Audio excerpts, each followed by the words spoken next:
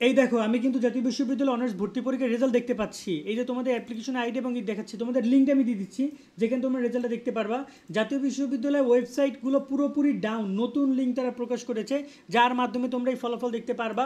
Already ফলাফল প্রকাশ করেছে, তোমরা জানো, যেখানে প্রায় 1 লাখ শিক্ষার্থী ফেল করেছে এবং রেজাল্ট খুব ভালো হয় নাই, যেমন তেমন রেজাল্ট হয়েছে।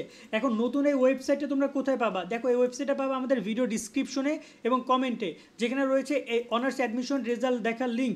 এখানে নিচের দিকে আসলে এই লিঙ্কটা পেয়ে যাবে। দেখো, এই লিঙ্কটা অনেক বড়, এই যে দেখতে পাচ্ছ, অনেক বড় একটা লিঙ্ক, অনেক বড়। এত বড় লিঙ্ক আমরা ডিসক্রিপশনে দিতে পারবো না, তাই আমাদের ওয়েবসাইটে দিয়ে দিয়েছি। ওয়েবসাইট এখানে আসার পরে তোমাদেরকে সাথে সাথে এখানে নিয়ে আসবে, এই পয়েন্টে নিয়ে আসবে।